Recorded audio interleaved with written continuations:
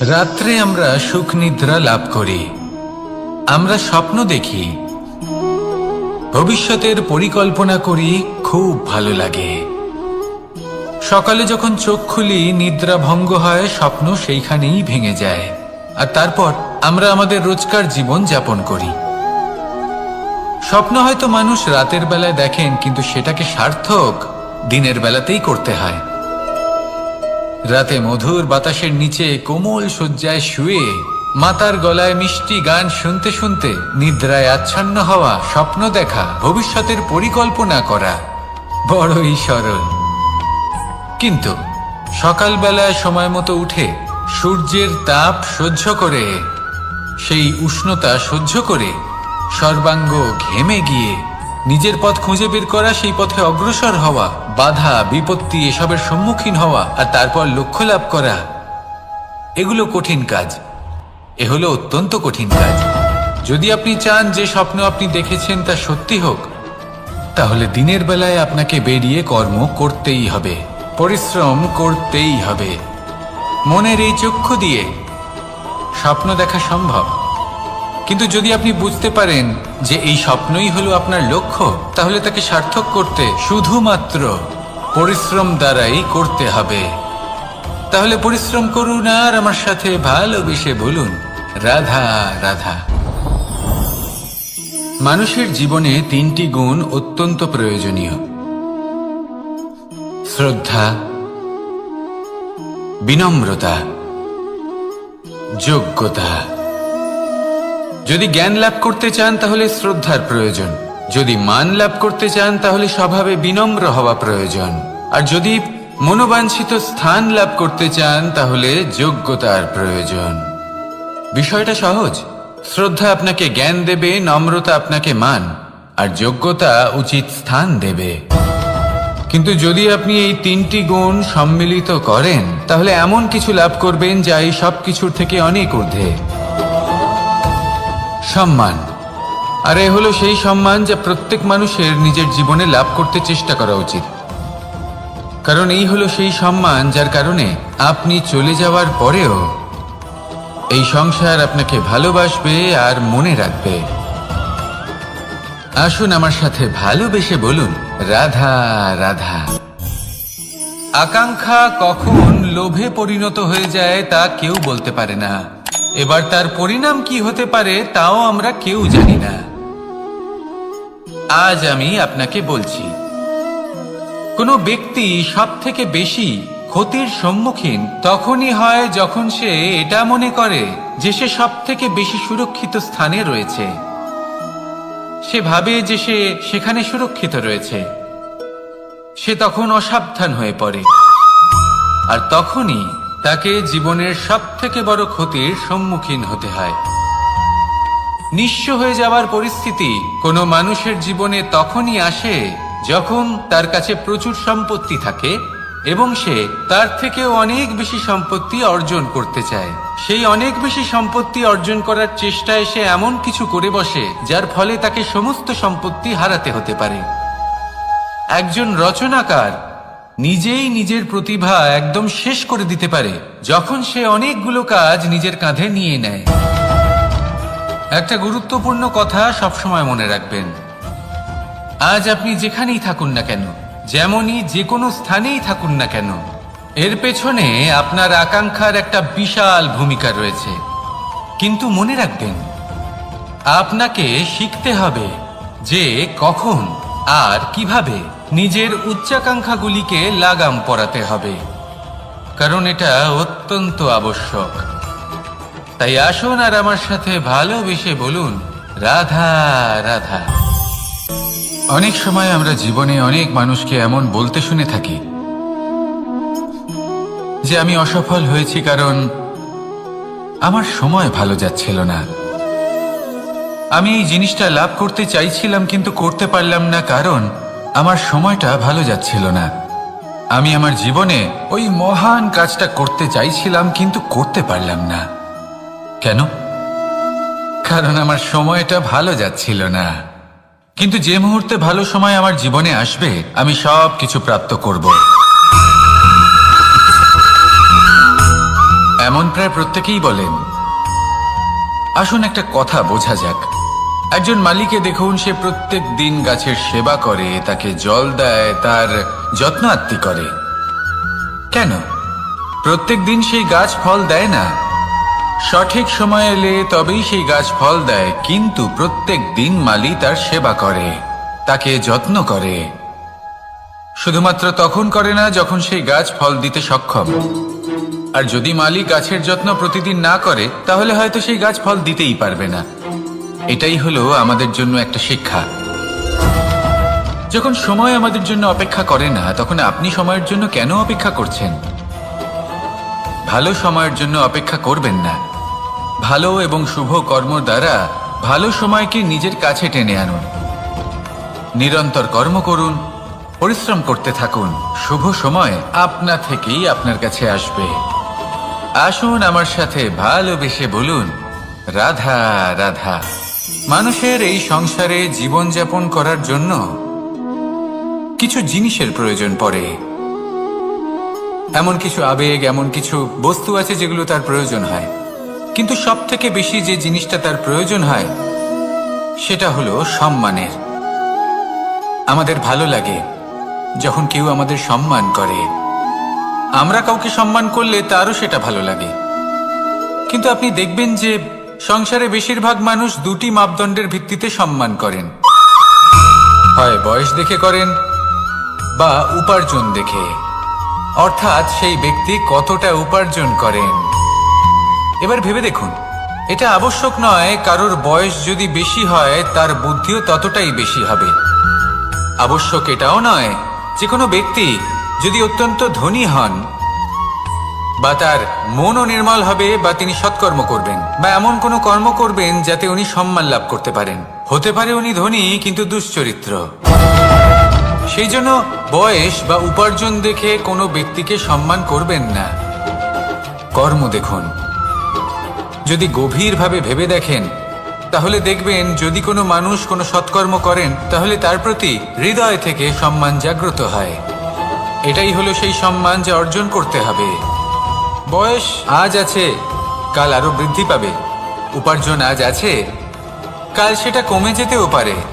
কিন্তু যদি আপনি নিরন্তর শুভকর্ম করতে থাকেন তাহলে আপনি মৃত্যুর পরেও অমর হয়ে থাকবেন। আসুন আমার সাথে ভালোবেসে বলুন, রাধা রাধা।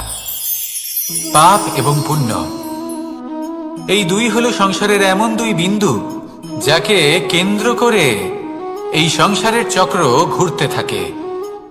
আমরা যদি কোনো কর্ম বিচার করি, হয় পুণ্য নয় পাপের দৃষ্টিভঙ্গি দিয়ে, এটা হয় পুণ্য না হলে পাপ।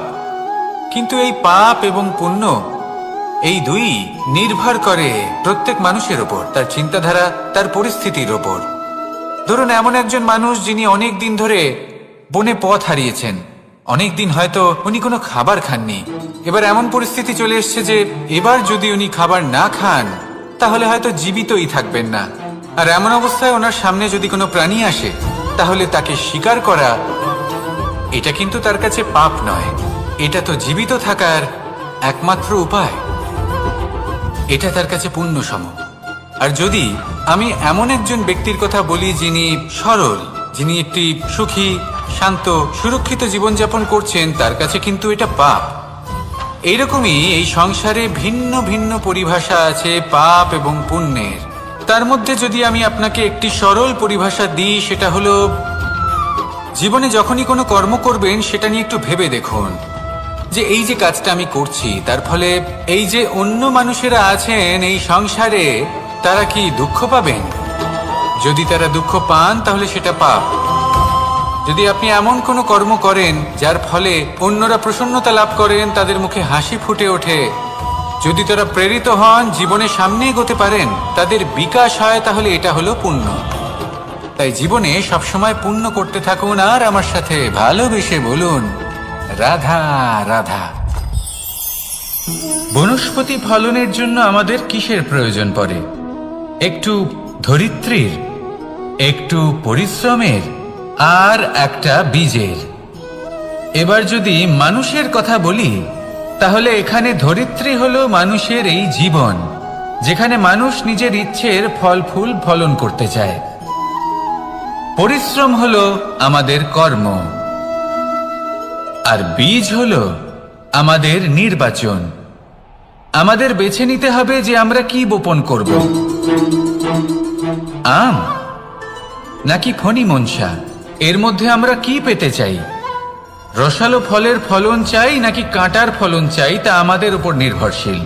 কিন্তু একটা কথা ঠিক, লক্ষ্য যেমনই হোক না কেন, জীবন যেমনই হোক না কেন, যদি আপনি লক্ষ্যের দিকে এগোতে থাকেন তাহলে কর্মের সাথে খামখেয়ালি আচরণ করতে পারবেন না। যদি আপনি এমন করেন তাহলে এটা আপনাকে একটা অনুচিত লক্ষ্যে পৌঁছে দেবে, সেটা কিন্তু নিশ্চিত। সবসময় এটা মনে রাখবেন, কর্মের সাথে খামখেয়ালি হবেন অর্থাৎ কর্মফলও আপনার সাথে খামখেয়ালি হবে। তাহলে নিষ্ঠার সাথে কর্ম করতে থাকুন আর নিজের লক্ষ্যকে প্রাপ্ত করুন। আর আমার সাথে ভালোবেসে বলুন, রাধা রাধা। অগ্নি চতুর্থ তত্ত্ব, সব থেকে বেশি গুরুত্বপূর্ণ কিন্তু তার থেকেও বেশি ভয়াবহ। কখনো অগ্নিকে নিয়ন্ত্রিত রূপে উনুনে জ্বলতে দেখেছেন? এই অগ্নি আমাদের খাবার বানাতে সাহায্য করে, যা আমাদের শক্তি প্রদান করে। কিন্তু এই অগ্নি যখন বিচলিত হয়ে, অনিয়ন্ত্রিত হয়ে কোনো বনের আগুন হয়ে ওঠে, তখন মহা বিনাশ ঘটে যায়। আপনারই অন্তরের ঊর্জা হলো এই অগ্নি। এটা আপনার শক্তিও, আপনার ক্রোধ। একে ব্যবহার কিভাবে করবেন তা আপনারই হাতে।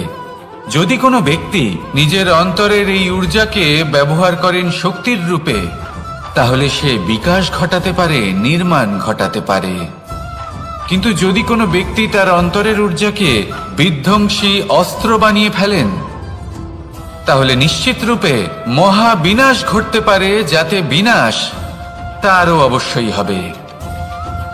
অনেক বছর পূর্বে এমনই এক আগুনের দ্বারা এই সুন্দর পৃথিবীর নির্মাণ হয়েছিল। আর অনেক বছর পূর্বে এমন এক আগুনেই সমস্ত জীব এবং সংসার বিলুপ্ত হয়ে গেছিল। এবার আপনি আপনার অন্তরের ঊর্জা দ্বারা বিনাশ ঘটাতে চান নাকি নির্মাণ ঘটাতে চান, সেই সিদ্ধান্ত আপনারই। আসুন আমার সাথে ভালোবেসে বলুন, রাধা রাধা। কখনো কখনো এমন হয়, আমরা আমাদের বাড়ির উঠোনে বীজ বপন করি আর তা বিকশিত হয় একটা সুন্দর বৃক্ষে। তার শাখাগুলি প্রতিবেশীর বাড়ি পর্যন্ত পৌঁছয়। ফলের বর্ষণ প্রতিবেশীর বাড়িতেও হয়ে থাকে। আর আমরা ভাবি গাছ আমরা উৎপন্ন করব আর ফল খাবেন আপনারা। এই কেমন কথা হলো? আপনাকে এই কথা বুঝতে হবে যে এসব হলো ভৌতিক বস্তু, সাংসারিক বস্তু।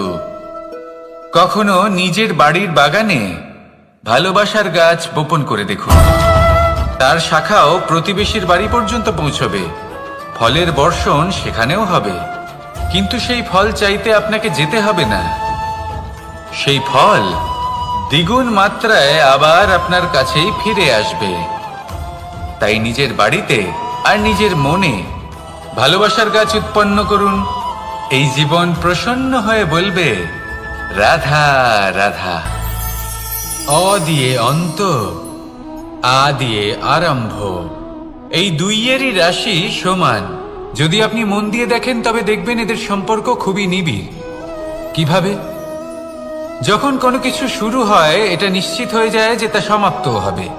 আরম্ভই যদি না হয় তা সমাপ্তও হবে না। যা আরম্ভ হয়েছে তার সমাপ্তি হলো অবশ্যম্ভাবী। এটাই হলো প্রকৃতির নিয়ম, একে এড়ানো যায় না। এবার এই কথা আমরা সকলে জানি।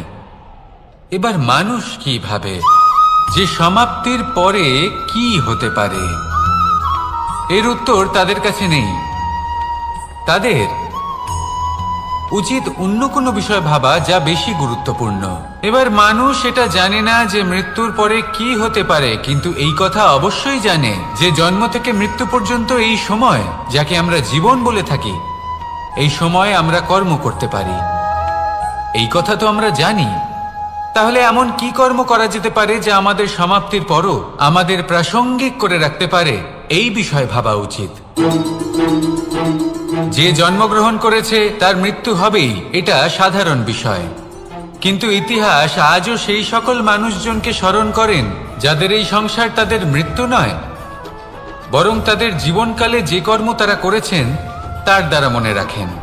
সেই কর্মের কারণে এই সংসারে তাদের নাম, তাদের কর্ম, তাদের ব্যক্তিত্ব, তাদের কীর্তি অমর হয়ে থাকে এবং থাকবে। আপনার কাছে এতটা সময় নেই যতটা আপনার মনে হচ্ছে আপনার কাছে আছে। সেই জন্য যত শীঘ্র সম্ভব শ্রেষ্ঠ কর্ম করুন, যতটা পারবেন ততটা অধিক সুকর্ম করুন। এই সংসারে নিজেকে অমর করে তুলুন আপনার মৃত্যুর পরেও, আর আমার সাথে ভালোবেসে বলুন রাধা রাধা। ওমা, এ কি? আমি কখন থেকে এখানে অপেক্ষা করছি, হাত পেতে দাঁড়িয়ে রয়েছি যাতে একটা ফল আমার হাতে এসে পড়ে এবং সেটা আমি খেতে পারি। কখন থেকে অপেক্ষা করছি, কিন্তু সেটা হচ্ছেই না। এবার আপনি বলবেন যে এসব কি বলছি, এ কি অদ্ভুত কথা বলছি।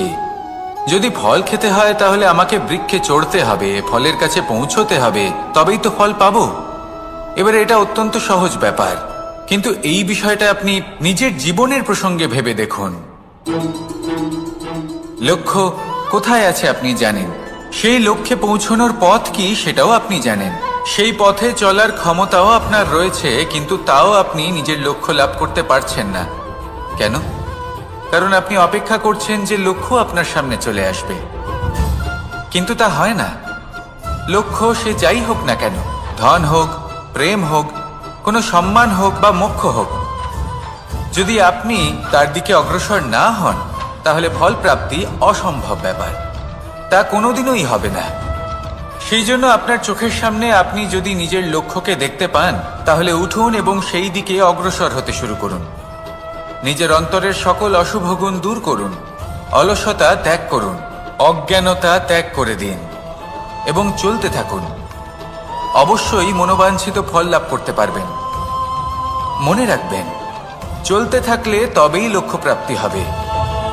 অপেক্ষার দ্বারা শুধুমাত্র মৃত্যু লাভ হবে।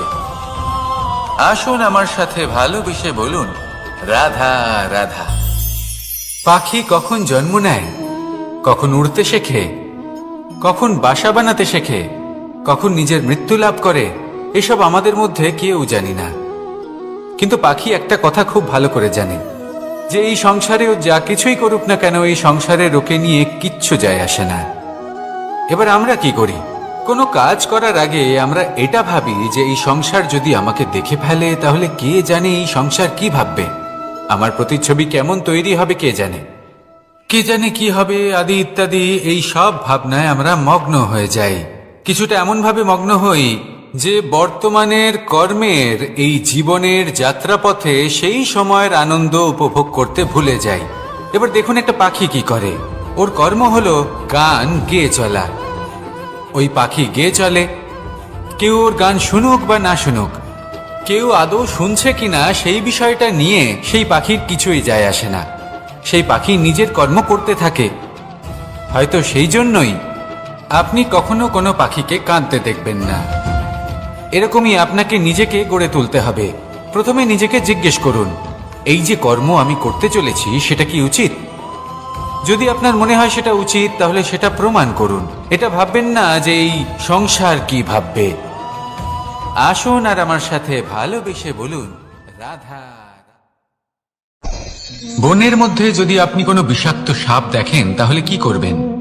আপনি তখনই তার থেকে দূরে পালাতে চেষ্টা করবেন। আর এটা কেন করবেন? নিজের রক্ষার্থে। এই কথা আমি নয় মেনে নিলাম, কিন্তু নিজের জীবনে এটা করেন না কেন? আপনি যেখানেই যান, যে স্থানেই যান না কেন, প্রত্যেক সময় প্রত্যেক মুহূর্তে এমন বিষাক্ত সাপ আপনি অবশ্যই খুঁজে পাবেন। আর সেই সাপ নয় যাদের আপনি বনে খুঁজে পাবেন, এরা হলো সেই সাপ যা আপনাকে পাপ করতে বাধ্য করবে। আপনার অন্তরের বাসনা, ক্রোধ, অহংকার, লোভ, ঈর্ষা এদের বৃদ্ধি ঘটাবে। দেখুন, বনের এই সাপ আপনাকে একবার ছেড়ে দিতেও পারে, ছোবল নাও মারতে পারে, কিন্তু এই যে পাপরূপী সাপ আছে তা অবশ্যই ছোবল মারবে। কর্ম যদি করেন তাহলে অবশ্যই ফল পাবেন। সেই জন্য যখনই কোথাও যাবেন যদি এমন কাউকে দেখেন, যদি এমন কিছু দেখেন যে আপনাকে পাপ করতে বাধ্য করছে, তাহলে সেই মুহূর্তে সেখান থেকে পালিয়ে যান। যেমন বনের সাপ দেখে আপনি পালাতে থাকেন। সৎকর্মের রক্ষা অত্যন্ত আবশ্যক। আসুন আর আমার সাথে ভালোবেসে বলুন, রাধা রাধা। যদি কোনো সিংহ বানরের মতো গাছে চড়তে চেষ্টা করে তাহলে কি হবে? একটা মাছ যদি মাটিতে হাঁটতে চেষ্টা করে তাহলে কি হবে? তারা বিফলই হবে। কিন্তু এরকম কেন হয়? তার কারণ হলো প্রকৃতির রচনা কিছুটা এরকম। এখানে প্রত্যেকটি ব্যক্তিকে, প্রত্যেকটি প্রাণীকে আলাদা আলাদা গুণের অধিকারী করা হয়েছে এবং সকলকে একটা সীমাও প্রদান করা হয়েছে। এবার এই যে বৃক্ষ, পশু, পাখি, এদের মধ্যে সেই ক্ষমতাই নেই যে এরা নিজেদের যাচাই করতে পারবে, নিজেদের সীমাগুলো বুঝতে পারবে, নিজেদের সদ্গুণগুলো চিনতে পারবে। এরা সেটা করতে পারবে না। কিন্তু মানুষ তো আলাদা। মানুষের কাছে সেই বিশেষ শক্তি আছে যে তারা পূর্ণরূপে নিজেদের যাচাই করতে পারবে, নিজেকে পূর্ণরূপে বুঝতে পারবে, নিজের দোষ, নিজের অপগুণ, নিজের সদ্গুণ, নিজেদের সীমাগুলো তারা বুঝতে পারবে। আর এটা অত্যন্ত গুরুত্বপূর্ণ। কথায় আছে যে যদি সাফল্য লাভ করতে হয় তাহলে নিজেকে যাচাই করে নিতে হবে। তাই নিজেকে যাচাই করুন, নিজের সাথে পরিচিত হয়ে যান এবং জীবনে কর্ম করতে থাকুন। সাফল্যের শিখরে অবশ্যই পৌঁছে যাবেন। আর ওখানে যদি যান তাহলে এই মন প্রসন্ন হয়ে অবশ্যই বলবে, রাধা রাধা। অন্ধকারাচ্ছন্ন রাত্রি যদি এসে থাকে তাহলে আলোকিত প্রকাশ নিয়ে সূর্যও অবশ্যই আসে। রোগ যদি এসে থাকে তাহলে তার ওষুধও অবশ্যই আসে। সমস্যা যদি আসে তাহলে সেই সমস্যার সমাধানও নিজে থেকেই আমাদের কাছে চলেই আসে। এই সংসার, এই জীবনের শুধুমাত্র একটাই নিয়ম আছে, আর তা হলো এটাই, এই সংসার হলো একটা চক্রের মতো। এতে শাশ্বত বলে কিছু নেই, নিত্য বলে কিছু নেই। আর যা কিছুই রয়েছে সব বদলাতে চলেছে। যদি আপনার জীবনে দুঃখ থাকে, সমস্যা থাকে, যদি আপনি বিপদ দ্বারা আচ্ছন্ন, তাহলে মনে রাখবেন সবকিছু বদলে যেতে চলেছে। দুঃখের সময় কাঁদবেন না, মনকে আরো দুঃখী করে তুলবেন না, কারণ এখানে যা কিছুই এসেছে তা যাওয়ার জন্যই এসেছে। তাহলে এত চিন্তা কিসের? আনন্দ সহকারে জীবন যাপন করুন আর আমার সাথে ভালোবেসে বলুন, রাধা রাধা। রাত্রিবেলায় যখন আলোকিত জোনাকিদের দেখেন তখন মন প্রসন্ন হয়ে ওঠে। এদের দেখতে খুবই সুন্দর লাগে। আর এমন ঠিক কেন হয়? প্রথম হলো এটাই যে রাতের বেলায় চতুর্দিক অন্ধকারাচ্ছন্ন থাকে। এমত অবস্থায় যদি আমরা কোথাও একটু প্রকাশ দেখি তাহলে সেটাই আশার কিরণের ন্যায় মনে হয়। সেই প্রকাশই আমাদের মন প্রসন্ন করে তোলে। আর সেই জন্য যে সকল মানুষ রাতের বেলায় কোনো জোনাকি দেখতে পান তারা প্রসন্ন হয়ে যান। এবার কখনো কখনো জীবনে আমাদের মনে হয় যে চতুর্দিকে শুধুমাত্র অন্ধকারই হয়ে আছে। প্রত্যেকেরই তা কখনো মনে হয়। আর তখনই আমাদের নিরাশ হলে চলবে না, আমাদের দুঃখী হলে চলবে না। সেই সময় আমাদের খুঁজতে হবে নিজেদের আশেপাশে, চতুর্দিকে আর কোথাও না কোথাও আমরা প্রকাশ অবশ্যই দেখতে পাবো, আশার একটা কিরণ অবশ্যই দেখতে পাবো। কেউ এমন একটা কর্ম করেন যেটা দেখে আমরা প্রেরিত হয়ে যাই। আর এমন কোনো কর্ম যদি আপনারা করেন তাহলে সেই কর্ম আপনার মনকে প্রসন্ন ভাব, আনন্দ এবং ভালোবাসা দ্বারা ভরিয়ে তুলবে। আপনার অন্তরে সেই অন্ধকারের অন্ত করবে, দুঃখেরও অন্ত করবে। আর এই মন প্রসন্ন ভাব নিয়ে বলবে, রাধা রাধা। মনুষ্য জীবনের সবথেকে বেশি গুরুত্বপূর্ণ বিষয় হল মনের একাগ্রতা। এই সংসারের যে কটি মহান কার্য সম্পাদন হয়েছে তা হলো মনের এই একাগ্রতার একমাত্র ফল। আপনি অবশ্যই দেখে থাকবেন অনেক ছোট বড় নদী যা বয়ে চলে তাদের সামনে একটা বাঁধ নির্মাণ করা হয় সেই সব নদীর জল সঞ্চয় করতে। বাঁধ হয়ে গেলে প্রয়োজন মতো বা মনের ইচ্ছে মতো তাকে ব্যবহার করা সম্ভব। এবার এটাই আমাদের মনের সাথেও সম্ভব। আমাদের মনের একাগ্রতা আজকের দিনে দাঁড়িয়ে বিভিন্ন ধরনের বিকার, ক্রীড়া এবং ভোগের মধ্যে ভাগ হয়ে গেছে। একে একত্রিত করতে হবে, একটা বাঁধ নির্মাণ করতে হবে, কর্মের বাঁধ।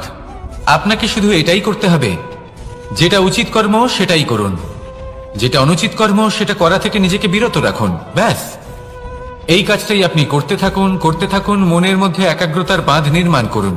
আর একবার যদি তা নির্মাণ হয়ে যায় তাহলে যখন চাইবেন, যেখানে চাইবেন, যতটা চাইবেন একাগ্রতা প্রয়োগ করতে পারবেন। আর একবার যদি আপনি এটা শিখে যান তাহলে এই সংসারকে বদলে ফেলার মতো কাজ আপনি করতে পারবেন, সমাজকে শোধরাবার মতো কাজ করতে পারবেন। তাহলে এই মনকে একাগ্র করুন আর আমার সাথে ভালোবেসে বলুন, রাধা রাধা।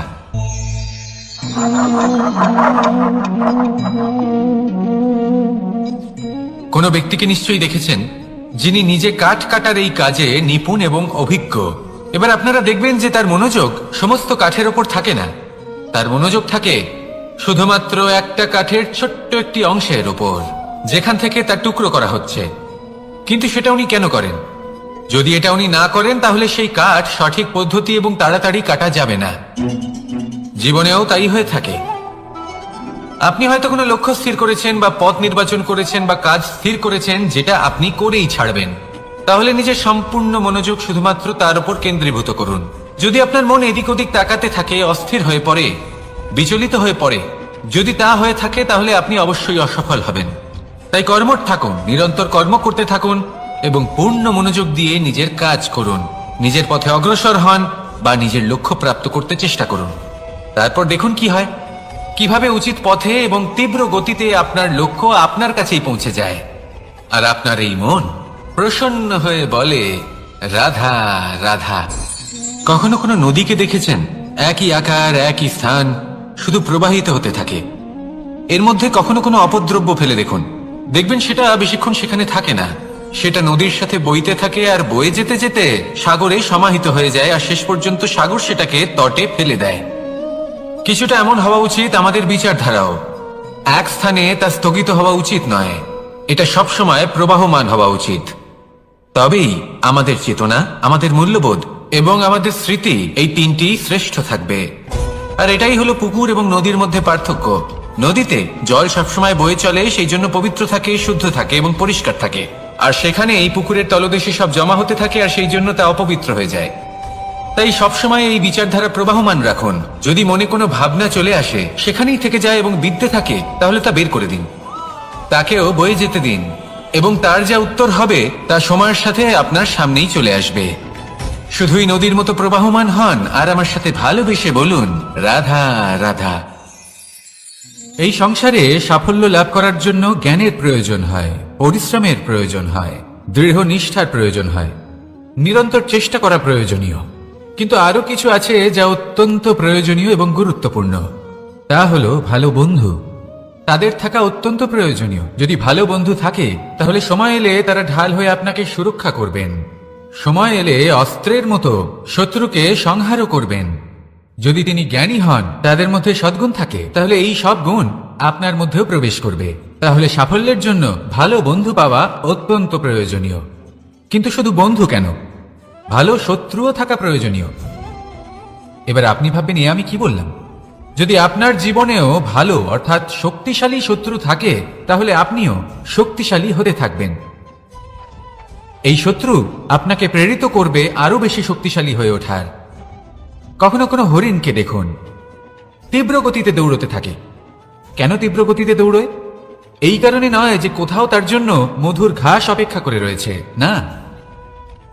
সে এই কারণে তীব্র গতিতে দৌড়য় কারণ সেটা না করলে তার পেছনে একটি সিংহ আছে যে ওকে নিজের ভোজন করে ফেলবে। তাই জীবনে বিপদ, সংকট, এই সবকিছুও হলো অত্যন্ত গুরুত্বপূর্ণ। তার সম্মুখীন হতে শিখুন আর আমার সাথে ভালোবেসে বলুন, রাধা রাধা। আমরা সবাই ফল খাই, কিন্তু আমাদের সেই ফলই প্রিয় হয় যে পরিপক্ক হয়ে ওঠে, যেটা নম্র হয়, আর যে ফল অনেক বেশি মিষ্টি আর সুস্বাদু হয়ে থাকে, যাদের রঙে বাহার দেখা যায়। সেইভাবে জীবনে আমরা নানান মানুষের সাথে পরিচিত হই, কিন্তু সেই মানুষই আমাদের মন ছুঁয়ে যায় যারা বিনম্র স্বভাবের, যাদের বাণী খুব মধুর, যাদের অন্তরে আত্মবিশ্বাসের একটা তেজ, একটা রং দেখা যায়। এবার এমন ব্যক্তি আমরা কি করে হব? ঠিক সেইভাবেই যেমন একটা ফল রোদ, বর্ষা, শীত, বায়ু, এই সকল সংকটময় পরিস্থিতির সম্মুখীন হয়ে পরিপক্ক হয়ে ওঠে, সেইভাবেই মানুষ সংকটময় পরিস্থিতির সম্মুখীন হয়ে পরিপক্ক হয়ে ওঠেন। যদি এই সংকটের সম্মুখীন হন তাহলে অভিজ্ঞ হবেন, আর এই অভিজ্ঞতাই শিক্ষা দিয়ে যাবে। এই অভিজ্ঞতা আমাদের শিখিয়ে দেয় যে আমাদের বিনম্র থাকতে হবে। অহংকার করে কোনো লাভ নেই। মধুর বাণীর যে কি মূল্য তা আমরা শিখতে পারি। এই অভিজ্ঞতাই আমাদের বুঝিয়ে দেয় যে উচিত অনুচিত কোনটা, আমাদের দৃষ্টিভঙ্গি তৈরি করে, আর এই দৃষ্টিভঙ্গি দ্বারা আত্মবিশ্বাস জাগ্রত হয়। সেই জন্য জীবনে কখনো বিপদ থেকে দূরে পালাবেন না, সেগুলোর সম্মুখীন হন, অভিজ্ঞতা লাভ করুন, তার থেকে শিক্ষা লাভ করুন, এইভাবেই পরিপক্ক হবেন। আসুন আমার সাথে ভালোবেসে বলুন, রাধা রাধা। ধন সঞ্চয় করা সম্ভব, আর সেই জন্য ধন সব থেকে বেশি মূল্যবান সম্পত্তি নয়। এবার আপনি বলবেন, এ আমি কি বলছি? এই ধন খুব মূল্যবান, আমরা সকলে অর্জন করতে ব্যস্ত। সেটা এই কারণে, কারণ আপনারা জানেন না এই সংসারের সব থেকে বেশি মূল্যবান সম্পত্তি কি। এ হলো সেই সম্পত্তি যা কখনো সঞ্চয় করা সম্ভব নয়।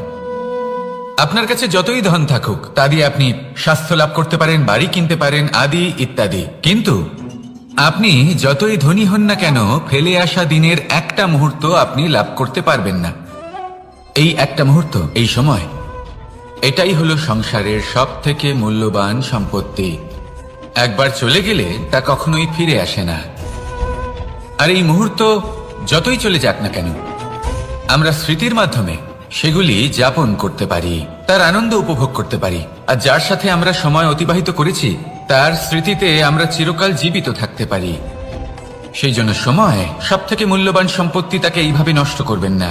প্রত্যেকটা মুহূর্ত উপভোগ করুন, আনন্দ করুন, আর ভালোবেসে বলুন, রাধা রাধা। কনক, কি সুন্দর একটা শব্দ। এর অনেকগুলো রূপ রয়েছে, অনেকগুলো অর্থ রয়েছে। প্রথম অর্থ হলো স্বর্ণ, অর্থাৎ সম্পত্তি। দ্বিতীয় অর্থ ধুতুরা, অর্থাৎ গাছের ছোট একটা বীজ, যা কিনা অত্যন্ত শক্তিশালী হয়। যদি বেশি মাত্রায় এর প্রয়োগ করা হয় তাহলে এটা বিষময় হয়ে উঠতে পারে। এই হলো সেই ধুতুরা যার প্রয়োগ মহাদেবের পুজোতে করা হয়। এবার প্রশ্ন হলো এটাই যে এই স্বর্ণ এবং এই ধুতুরার মধ্যে মিল কি রয়েছে। মিল হলো এটাই যে এই দুটোই মানুষকে মত্ত করে তোলে। ধুতুরা মানুষকে তখন মত্ত করে যখন তাকে সেবন করা হয়, কিন্তু স্বর্ণ, ধন, সম্পত্তি, মানুষ সেটা যতটাই অর্জন করে নেয় সেটাই যথেষ্ট। এই স্বর্ণ মানুষের ভাবনা চিন্তা করার ক্ষমতাকে বশ করে ফেলে। মানুষ সম্পত্তির লোভে মত্ত হয়ে ওঠে, কারণ যে যত চমৎকারী, যতটা অমূল্য হয় তাকে সামলানো কিন্তু ততটাই কঠিন, তাই না? তাই মনে রাখবেন, ধন, স্বর্ণ, সম্পত্তি এগুলো ধুতুরার থেকেও অনেক বেশি বিষাক্ত হতে পারে। তাই এর উপর আত্মসংযমের একটা কবচ পরিয়ে রাখবেন এবং বিবেকের শক্তির সাথে এগুলো প্রয়োগ করুন, তবেই কল্যাণ হবে। আসুন আমার সাথে ভালোবেসে বলুন, রাধা রাধা। আমার কাছে যশোদা মা যেমন, আমার কাছে দেবকী মা যেমন, আমার কাছে ঠিক তেমনই হলেন গোমাতা। এবার ভেবে দেখার বিষয় হলো এটা যে এই সংসারে অসংখ্য প্রাণী আছে, একজন গাইকে একজন মায়ের মর্যাদা কেন দেওয়া হয়? তাহলে এর অনেকগুলো কারণ আছে। এই গাই অর্থাৎ গোমাতা, এনারা হলেন অত্যন্ত শান্ত, শান্তিপ্রিয়, কখনো কারোর কোনো ক্ষতি করতেই পারেন না। গোমাতা যে দুধ নিজের বাছুরকে পান করান সেই দুধই আমাদেরও দেন। সেই দুধ পান করে আমরা শক্তি লাভ করি। এই দুধ থেকে আমরা মাখন, ঘি, পায়েস, এইসব সুস্বাদু খাবার লাভ করি। গোমাতার গোবর আমাদের জ্বালানি হিসেবে সাহায্য করে, যার ফলে খুব কম সংখ্যক কাঠ ব্যবহার করা যায় এবং বেশিরভাগ জঙ্গল সুরক্ষিত থাকে। গোমাতার গোমূত্র, সেটাও আমাদের কাছে লাভজনক। এর দ্বারা আমরা অনেক রোগ থেকে মুক্তি লাভ করতে পারি। গোমাতা যখন একটি বাছুরকে জন্ম দেন তখন সেই বড় হয়ে আমাদের ক্ষেত কর্ষণ করে। সেই জন্য গাইকেও জীবনে মায়ের মর্যাদা দেবেন। যতটা সম্ভব তাকে সেবা করুন এবং ভালোবেসে তাকে পালন করুন। এই মন নিজে থেকেই প্রসন্ন হয়ে বলবে, রাধা রাধা। মধু কারই না পছন্দ বলুন তো? অত্যন্ত সুস্বাদু হয় এই মধু, মিষ্টি খেতে হয় এবং তা শক্তিও প্রদান করে। এবং প্রত্যেকটি মিষ্টি পদার্থের মতোই এতেও খুব তাড়াতাড়ি পিঁপড়ে ধরে যায়। অন্যদিকে যদি নুনকে দেখি তাহলে বছরের পর বছর রাখলেও এতে পিঁপড়ে ধরে না। এবার যদি কথা বলি বন্ধুত্বের, তাহলে বন্ধুত্ব নুনের মতো হওয়া উচিত, মধুর মতো নয়। যারা সামনে এলে শুধুমাত্র মধুর মধুর কথা বলবে, পরে এতে পিঁপড়ে ধরে যাবে, এটা নুনের মতো হওয়া উচিত। প্রকৃত বন্ধু হলো সে যে সময় এলে পরে আপনার সামনে আপনার প্রকৃত সত্য তুলে ধরবে, তা সে যতই কঠিন হোক না কেন। আপনার দোষ, আপনার অপগুণ, আপনার খামতি আপনাকে বলতে পারবে, যাতে আপনি সেগুলো শুনে মেনে নিয়ে তারপর নিজেকে শুধরোতে পারেন। এটাই হলো প্রকৃত বন্ধুত্ব। কখনো নিজের জীবনের আশেপাশে মন দিয়ে দেখবেন, অনেক সময় এমন মানুষ থাকেন, অনেক বন্ধু থাকেন যাদের দেখে আমাদের মনে হয় যে এনারা খুব কঠোর, এনাদের কথা খুব কটু। কিন্তু বেশিরভাগ এমন মানুষের মনটা যদি বুঝতে পারেন তাহলে দেখবেন তাতে কোনো মালিন্য নেই, এনাদের মন অত্যন্ত পবিত্র হয়। যদি আপনার জীবনেও এমন কোনো ব্যক্তি থেকে থাকে, এমন বন্ধু থাকে, তাহলে তাদের আগলে রাখুন আর আমার সাথে ভালোবেসে বলুন, রাধা রাধা।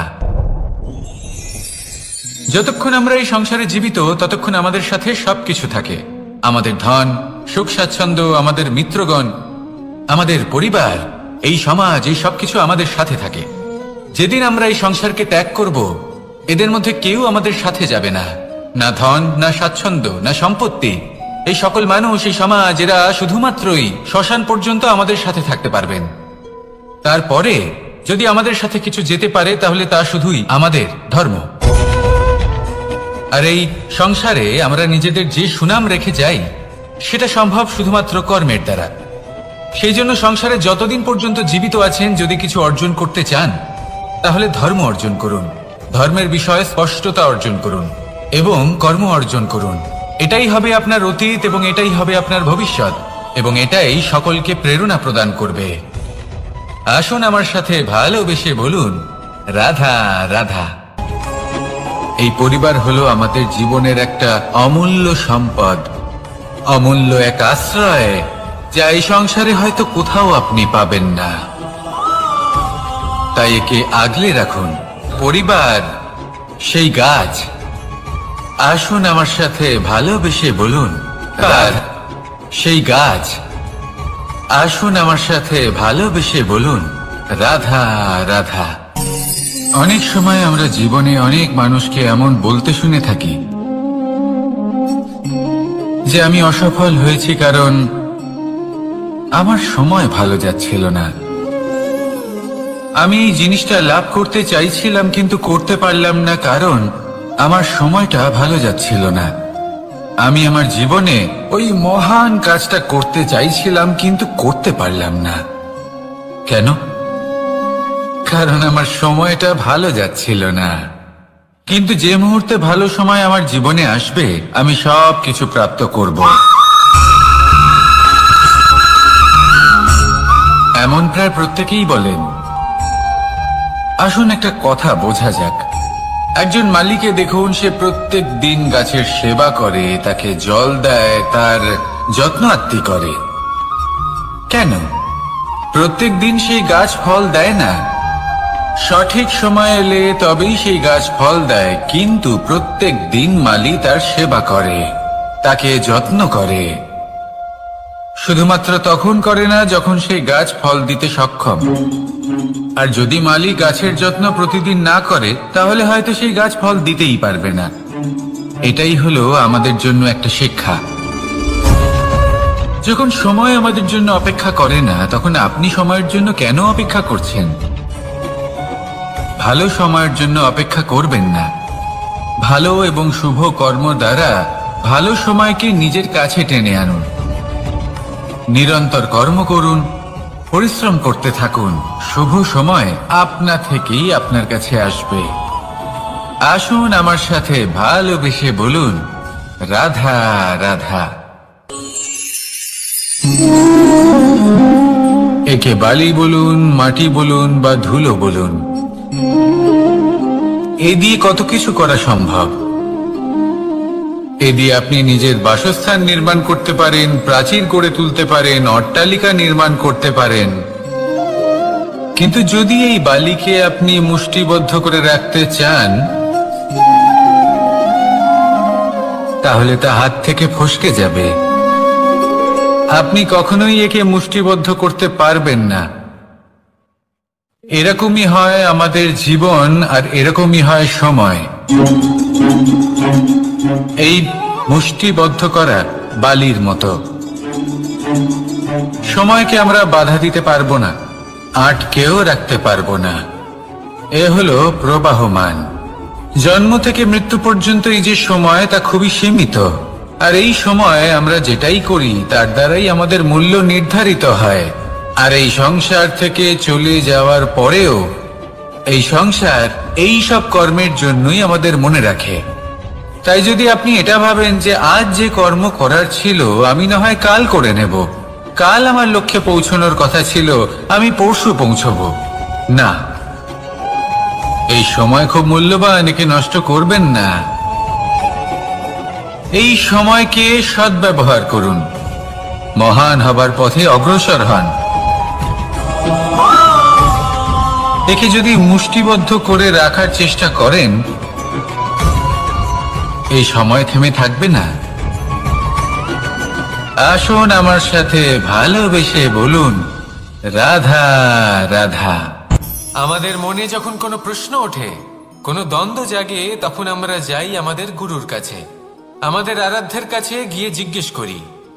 এইভাবেই একদিন আমি পৌঁছলাম আমার আরাধ্যের কাছে, আমার মহাদেবের কাছে, আর ওনাকে প্রশ্ন করলাম যে মহাদেব, জীবনে আনন্দ পাওয়ার, উৎসব পালনের, প্রেম ভাগ করে নেবার, জীবনকে উপভোগ করে নেওয়ার সর্বশ্রেষ্ঠ সময় কোনটা?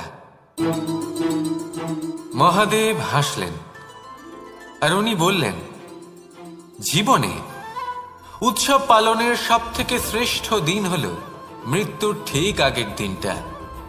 প্রেম ভাগ করে নেওয়ার সব থেকে শ্রেষ্ঠ মুহূর্ত হল মৃত্যুর ঠিক আগের মুহূর্ত।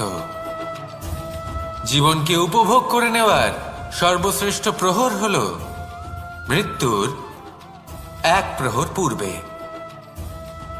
তখন আমি চমকে গেলাম। আমি বললাম, কিন্তু মহাদেব, মৃত্যু তো অনিশ্চিত, আমরা জানিও না কবে আমাদের মৃত্যু হবে। মহাদেব আবার হাসলেন। উনি বললেন যে যদি আমরা এভাবে জীবন কাটাই যে আমরা জীবনের প্রত্যেক দিন, প্রত্যেক মুহূর্ত, প্রত্যেক প্রহর শেষ বলে মনে করি, তাহলে আমাদের সমস্ত জীবন আনন্দের সাথেই অতিবাহিত হবে। কি বলেন?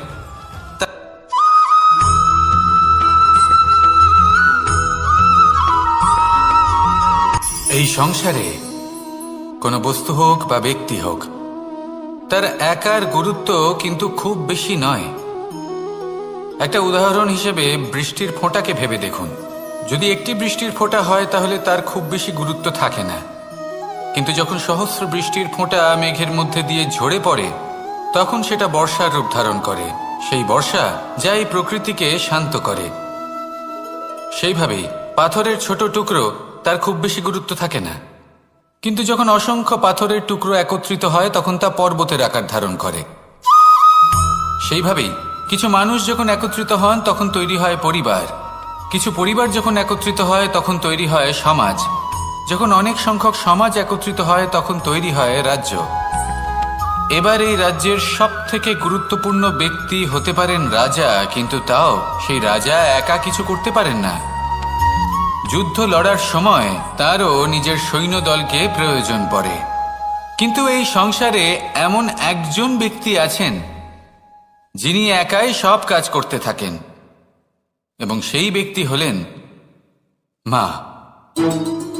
আমাদের জীবনে একজন পিতার ভূমিকা কিন্তু নিঃসন্দেহে অমূল্য, কিন্তু আমাদের সকলের জীবনে যে ভূমিকা একজন মায়ের তা অন্য কারোর থাকে না। একজন মা একাই সন্তানকে বড় করতে পারেন, সংস্কারী করে তুলতে পারেন, তার জন্য পরিশ্রম করেন।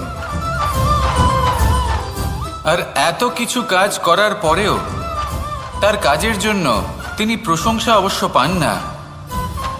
উল্টে যদি সেই সন্তান অনুচিত পথে চালিত হয়, অনুচিত কর্ম করে, তখন সেই মাকেই অপবাদের পাত্র হয়ে উঠতে হয়।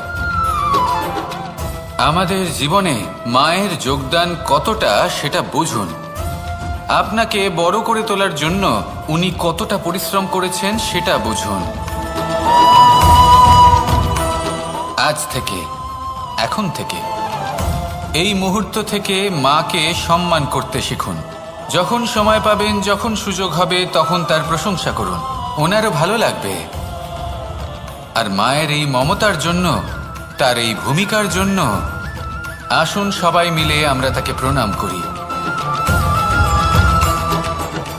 আর সকলে মিলে ভালোবেসে বলি, রাধা রাধা।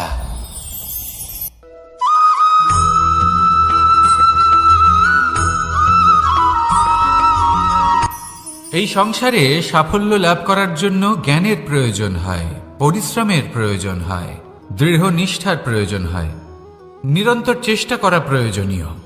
কিন্তু আরো কিছু আছে যা অত্যন্ত প্রয়োজনীয় এবং গুরুত্বপূর্ণ। তা হলো ভালো বন্ধু। তাদের থাকা অত্যন্ত প্রয়োজনীয়। যদি ভালো বন্ধু থাকে তাহলে সময় এলে তারা ঢাল হয়ে আপনাকে সুরক্ষা করবেন। সময় এলে অস্ত্রের মতো শত্রুকে সংহারও করবেন। যদি তিনি জ্ঞানী হন, তাদের মধ্যে সদ্গুণ থাকে, তাহলে এই সব গুণ আপনার মধ্যেও প্রবেশ করবে। তাহলে সাফল্যের জন্য ভালো বন্ধু পাওয়া অত্যন্ত প্রয়োজনীয়। কিন্তু শুধু বন্ধু কেন, ভালো শত্রুও থাকা প্রয়োজনীয়। এবার আপনি ভাববেন, আমি কি বললাম? যদি আপনার জীবনেও ভালো অর্থাৎ শক্তিশালী শত্রু থাকে, তাহলে আপনিও শক্তিশালী হতে থাকবেন। এই শত্রু আপনাকে প্রেরিত করবে আরো বেশি শক্তিশালী হয়ে ওঠার। কখনো কোনো হরিণকে দেখুন, তীব্র গতিতে দৌড়তে থাকে। কেন তীব্র গতিতে দৌড়য়? এই কারণে নয় যে কোথাও তার জন্য মধুর ঘাস অপেক্ষা করে রয়েছে, না। সে এই কারণে তীব্র গতিতে দৌড়য় কারণ সেটা না করলে তার পেছনে একটি সিংহ আছে যে ওকে নিজের ভোজন করে ফেলবে। তাই জীবনে বিপদ, সংকট, এই সব কিছুও হলো অত্যন্ত গুরুত্বপূর্ণ। তার সম্মুখীন হতে শিখুন আর আমার সাথে ভালোবেসে বলুন, রাধা রাধা।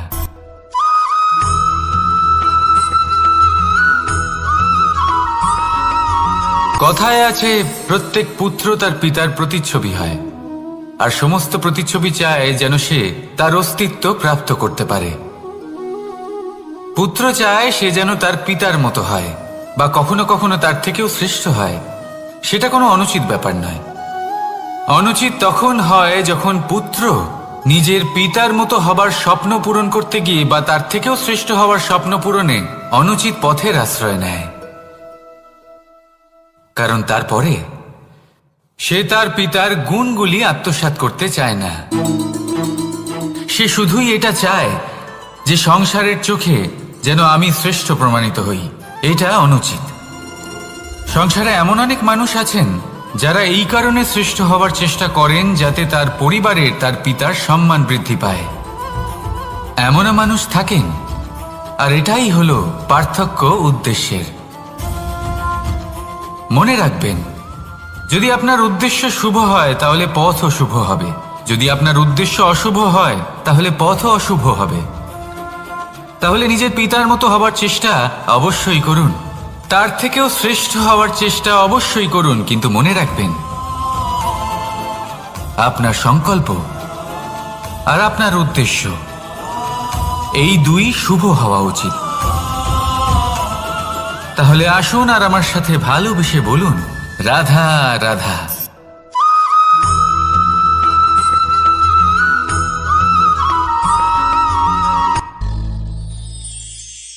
শিশিরের বিন্দু পাতার ওপর পড়ে আর তার গায়ে লেগে থাকে। পাতা তাকে শুষে নিতে পারে না, আর শেষ পর্যন্ত সে ঝরে পড়ে যায়। অন্যদিকে রয়েছে মেঘ এবং চাতক। এদের মধ্যে অনেক দূরত্ব থাকে। মেঘ থাকে আকাশে আর চাতক থাকে ধরিত্রীতে।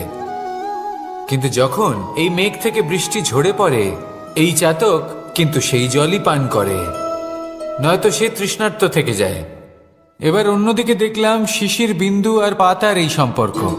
এরা খুব কাছাকাছি থাকে, ঘনিষ্ঠও থাকে। অন্যদিকে রয়েছে মেঘ এবং চাতকের সম্পর্ক, যাদের মধ্যে অনেক দূরত্ব থাকা সত্ত্বেও তারা খুব ঘনিষ্ঠ, তাই না? এই সারমর্ম খুব সরল। এই নৈকট্য, এই দূরত্ব, তা আপনার সম্পর্কে প্রভাব কিছুতেই ফেলতে পারে না। এই নৈকট্য, এই দূরত্ব, এইসব হলো শুধুমাত্র মনের ব্যাপার। কখনো আপনি অনুভব করেছেন আপনি কারোর থেকে অনেক অনেক দূরে আছেন, অনেক দূরে আছেন, তাও সেই ব্যক্তির প্রতি আপনি টান অনুভব করেন। সেখানে আপনি কারোর সাথে প্রত্যেক দিন অতিবাহিত করেন, সমস্ত জীবন অতিবাহিত করেন, সব থেকে বেশি সময় তার সাথে অতিবাহিত করেন, তাও তার প্রতি সেই টান অনুভব করেন না। এই সংকেত হলো মনের দূরত্বের। তাহলে মনের এই দূরত্ব দূর করুন আর আমার সাথে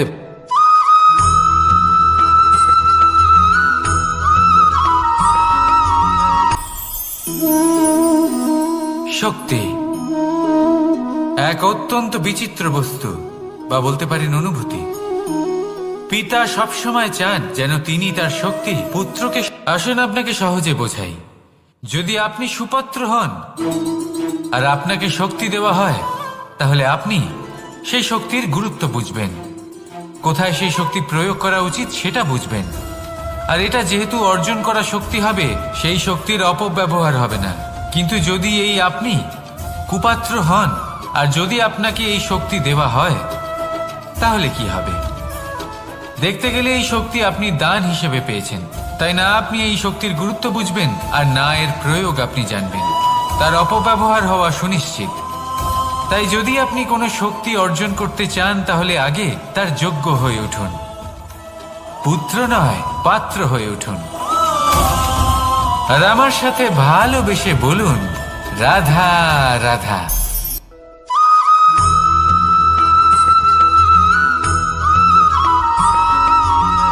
ভালো, শুধু ওনাদের কঠোর ব্যবহার দেখলে আমরা একটু ভয় পেয়ে যাই।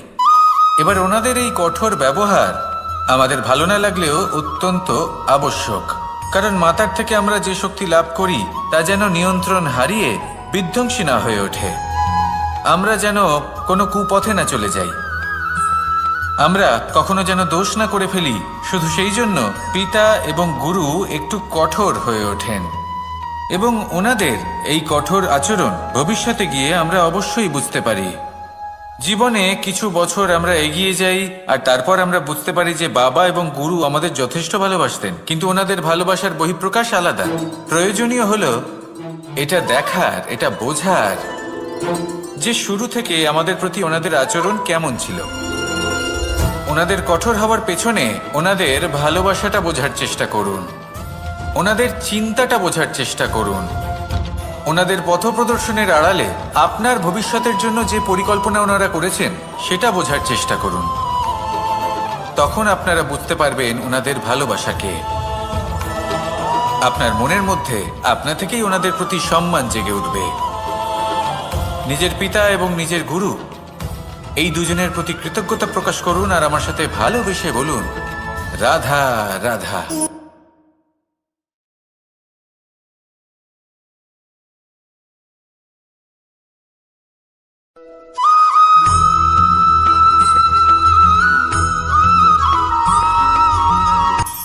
কখনো কোনো বাগানের কোনো বৃক্ষকে দেখেছেন যেখানে সুগন্ধি ফুল থাকে, রসালো ফল থাকে? তখন মন প্রফুল্ল হয়ে ওঠে, মন থেকে সেই বৃক্ষের প্রতি ভালোবাসা জন্মায়। কিন্তু যিনি বাগানের মালিক, শুধুমাত্র তিনিই জানেন যে কিভাবে এই বৃক্ষকে আগলে রাখতে হয়, কিভাবে তার পরিচর্যা করলে এতে সুন্দর সুগন্ধি ফুল হবে, রসালো ফল হবে। কখনো কখনো প্রয়োজনের থেকে বেশি রোদ পেলে এই বৃক্ষগুলি শুকিয়ে যায়, প্রয়োজনের থেকে কম রোদ পেলেও এই বৃক্ষ কিন্তু শুকিয়ে যায়। প্রয়োজনের থেকে কম জল যদি পায়, এই বৃক্ষ শুকিয়ে যেতে পারে।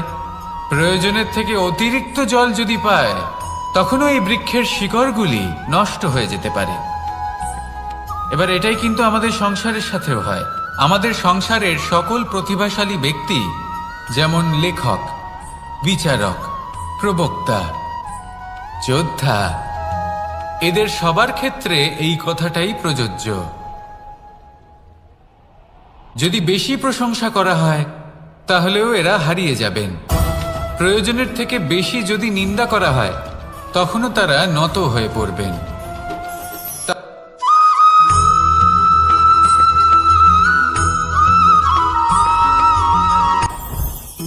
জীবনে কিছু শেখা অত্যন্ত গুরুত্বপূর্ণ। এবার কি কি শিখতে হবে, সেই সব শেখানোর জন্য অনেক শিক্ষক রয়েছেন, কিন্তু কি শিখবেন না আর কি করবেন না, এটা আমাদের নিজের অভিজ্ঞতা দিয়ে শিখতে হয়। কিন্তু তার মানে এটা নয় যে যদি আপনাকে শিখতে হয় যে আগুনের তাপ কতটা, আপনাকে আগুনের মধ্যে হাত দিতে হবে। না, অন্য কারোর অভিজ্ঞতা দ্বারাও শিখতে পারেন। প্রশ্ন শুধুমাত্র একটাই যে আপনি কি শিখতে চান নাকি চান না। যদি আপনি এটাই ভাবেন যে আমি শুধুই নিজের অভিজ্ঞতা দ্বারাই শিখতে চাই, তাহলে জীবনকাল ছোট মনে হবে, অনেক কিছুই শিখতে পারবেন না।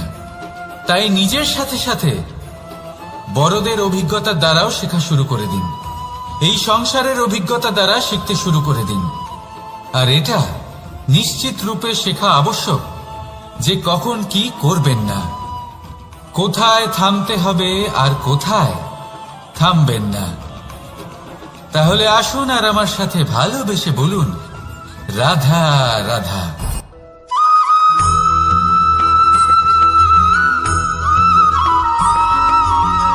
এই সংসারে সবথেকে বেশি কোমল বস্তু হলো রেশম। এই রেশম এতটাই কোমল হয় যে এর পুরো একটা থান শুধুমাত্র একটা হাতে ধরা সম্ভব। কখনো ভেবে দেখেছেন এই রেশম কিভাবে হয়? একটি কীট তার লালার দ্বারা উৎপন্ন হয়। এই কীট সেই রেশমকে পাক দিতে থাকে, পাক দিতেই থাকে আর আস্তে আস্তে তার মধ্যেই জড়িয়ে পড়ে। শেষে ওর এই সুন্দর অমূল্য সৃষ্টি রেশমের এই সুতো তার নির্মাণ কার্য পূর্ণ হয়, কিন্তু তাতেই ও নিজে বন্দী হয়ে যায়। নিজেরই মায়াজালের এই বন্দী গৃহে নিজেই ফেঁসে যায়। এবার এই সুতোকে ব্যবহারযোগ্য করে তোলার জন্য এই কীটগুলিকে এই কবচের সাথেই ফুটন্ত জলে ফেলে দেওয়া হয়।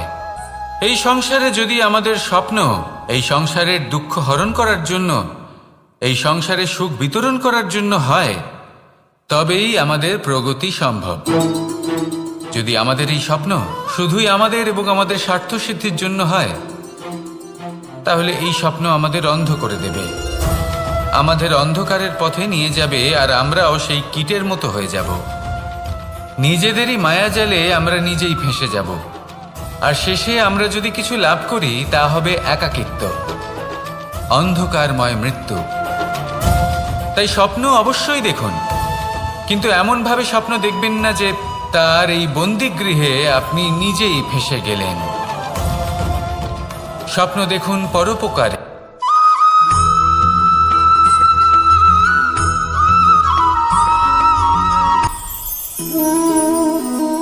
শক্তি এক অত্যন্ত বিচিত্র বস্তু, বা বলতে পারেন অনুভূতি। পিতা সবসময় চান যেন তিনি তার শক্তি পুত্রকে। আসুন আপনাকে সহজে বোঝাই। যদি আপনি সুপাত্র হন আর আপনাকে শক্তি দেওয়া হয়, তাহলে আপনি সেই শক্তির গুরুত্ব বুঝবেন, কোথায় সেই শক্তি প্রয়োগ করা উচিত সেটা বুঝবেন। আর এটা যেহেতু অর্জন করা শক্তি হবে, সেই শক্তির অপব্যবহার হবে না। কিন্তু যদি এই আপনি কুপাত্র হন আর যদি আপনাকে এই শক্তি দেওয়া হয়, তাহলে কি হবে? দেখতে গেলে এই শক্তি আপনি দান হিসেবে পেয়েছেন, তাই না আপনি এই শক্তির গুরুত্ব বুঝবেন আর না এর প্রয়োগ আপনি জানবেন। তার অপব্যবহার হওয়া সুনিশ্চিত। তাই যদি আপনি কোনো শক্তি অর্জন করতে চান, তাহলে আগে তার যোগ্য হয়ে উঠুন, পুত্র নয় পাত্র হয়ে উঠুন। আর আমার সাথে ভালোবেসে বলুন, রাধা রাধা।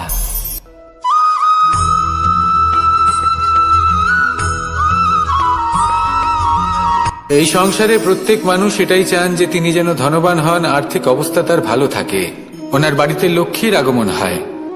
কিন্তু সেটা হবে কি করে, সেটাই হলো প্রশ্ন।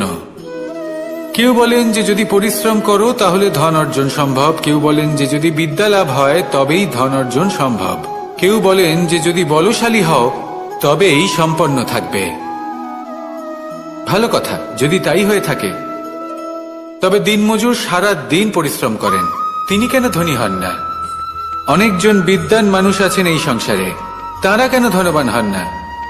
অনেক সংখ্যক বলশালী ব্যক্তি আছেন, তাদের কাছে ধন নেই কেন?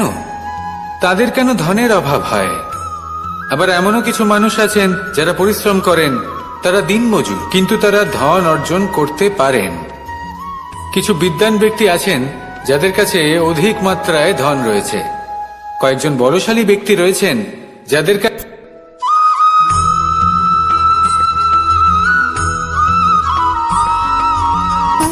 সুখ, দুঃখ এবং শক্তি, এই তিন হলো এই সংসারের ত্রিদেবের মতো। আমাদের জীবনে যা কিছু ঘটছে এই তিনটির ভিত্তির উপরেই হচ্ছে। আসলে এই সংসারের একটা নিয়ম আছে, যখনই আপনি কিছু লাভ করেন এই সংসার আপনার পরীক্ষা নেয়। এটা জানার জন্য আপনার পরীক্ষা নেয় যে আপনি যা কিছুই লাভ করেছেন আপনি কি আদৌ সেটার যোগ্য কিনা। ঠিক সেইভাবেই এই সুখ, দুঃখ এবং শক্তি আপনার পরীক্ষা নিয়ে থাকে। যখন সুখ আসে তখন সে আপনার পরীক্ষা নেয় যে আপনার মধ্যে অহংবোধ জাগ্রত হয়নি তো। যদি অহংবোধ চলে আসে তাহলে সুখ সেখানেই সঙ্গ ত্যাগ করে। দুঃখ আপনার ধৈর্যের পরীক্ষা নিতে থাকে, আর যদি আপনার মধ্যে ধৈর্য না থাকে তাহলে এটা আপনাকে আরো বেশি দুঃখের গভীর অন্ধকারে ঠেলে দেবে। সেখানে শক্তি পরীক্ষা নেয় আপনার বিনম্রতার। যদি আপনি বিনম্র না হন তাহলে হয় এই শক্তি আপনার সঙ্গ ত্যাগ করবে, নয় এই শক্তি বিনম্রতার অভাবে আপনার পতনের কারণ হতে পারে। এই সংসারে যে কোনো ব্যক্তি যিনি এই পরীক্ষায় উত্তীর্ণ হয়ে থাকেন এই জীবনে তিনি সাফল্য লাভ করেন।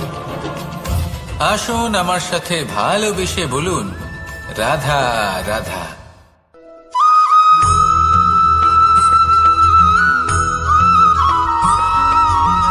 পঞ্চতত্ত্বের মধ্যে দ্বিতীয় তত্ত্ব হল ধরণী, ভূমি, যাকে আমরা ধরণী মাতা বলি।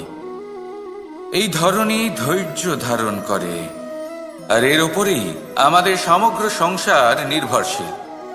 কারণ এই ভূমি সহ্য ক্ষমতা রাখে, এর সহ্য ক্ষমতা হল অপরিসীম।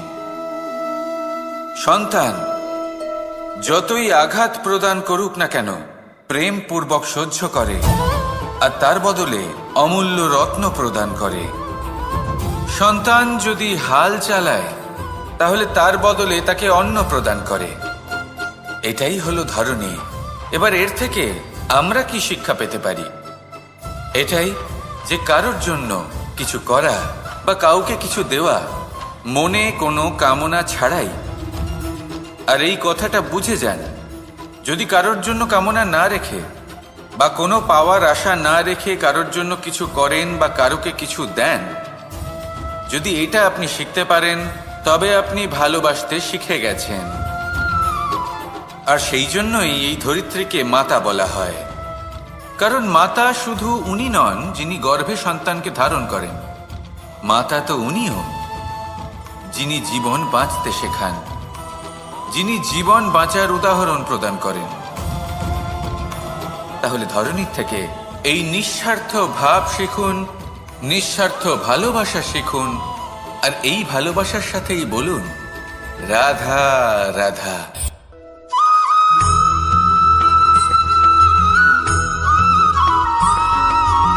মানুষ জন্মগ্রহণ করে, তার সাথে ভয়েরও জন্ম হয়। ছোটবেলা থেকেই আমাদের মনে কোনো না কোনো প্রকারের ভয় থেকেই যায়। কেউ এই বিষয়ে ভয় পায় যে তার কোনো বস্তু তার থেকে দূরে চলে যাবে, কেউ এই বিষয়ে ভয় পায় যে আমি নিজেকে হারিয়ে ফেলব, কেউ এই ভেবে ভয় পায় যে আমার প্রিয়জনেরা তারা যেন আমার থেকে দূরে না চলে যায়, কেউ এই ভেবে ভয় পায় যে আমরা যেন পথ না হারিয়ে ফেলি, আদি ইত্যাদি। কিন্তু সত্যি কথা বলতে ভেবে দেখুন এই ভয় বাস্তবে কি? শুধুই একটা মনস্থিতি, আর কিছুই নয়। যা কিছু আপনি জীবনে পেয়েছেন তা একদিন আপনাকে হারাতে হবে। এই জীবন হলো আপনারই, কিন্তু তাও একদিন সমাপ্ত হবে। তাই ভয় পেয়ে কি লাভ? এই ভয় শুধু আপনাকে জীবন যাপন করা থেকে বাধা দিচ্ছে, আর কিচ্ছু নয়। পথ হারিয়ে ফেললেই বুঝতে পারবেন যে নতুন পথ কিভাবে বানাতে হয়। কিছু মানুষকে জীবন থেকে হারালে তবেই আপনি বুঝবেন যে আপনার আপনজনকে। এই ভয়ের কারণে ভীত হয়ে থাকবেন না। এই তারা নক্ষত্র অন্ধকারের অভাবে গুরুত্ব হারায়। শিবকেও মহাদেব হওয়ার জন্য বিষ পান করতে হয়েছিল। প্রত্যেক পরিস্থিতি, প্রত্যেক সাফল্য আপনার পরীক্ষা নেবে। তাতে উত্তীর্ণ হওয়া হলো আপনার কর্ম। যখনই আপনি ভয় পাবেন বা সংকটের সম্মুখীন হবেন, তখন সাহসের সাথে তার সম্মুখীন হন। মনে রাখবেন, যে সম্মুখীন হতে জানে, সাফল্য তার সাথে সবসময় থাকে। আসুন আর আমার সাথে ভালোবেসে বলুন, রাধা রাধা।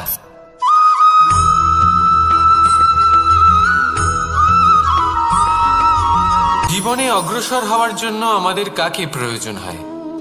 মাতা পিতা, বন্ধু, প্রেম, সাহায্য, অর্থ, পরিশ্রম, আশা। ভিন্ন ভিন্ন মানুষ ভিন্ন ভিন্ন বিকল্প চয়ন করে। যদি আমি আপনাকে বলি, তাহলে জয় আর পরাজয়ের মন্ত্র দুটো শব্দের উপর নির্ভর করে, মেনে নেওয়া আর দৃঢ় হওয়া। যদি মেনে নেন তাহলে হেরে যাবেন, যদি দৃঢ় হন তাহলে নিশ্চিত রূপে জয়ী হবেন। যদি কখনো আপনি ক্লান্ত হয়ে ওঠেন, আপনি দুঃখী হন, পুরোপুরি ভেঙে পড়েছেন, তখন মেনে নেবেন না যে আপনি ভেঙে পড়েছেন, নয়তো হেরে যাবেন। তখন উল্টে স্থির করবেন যে যাই হয়ে যাক না কেন, আমি জয়ী হবই। আর আপনি দেখবেন যে জয় নিশ্চিত রূপে আপনার কাছেই আসবে। তাহলে এই কথা মনে রাখবেন আর আমার সাথে ভালোবেসে বলবেন, রাধা রাধা।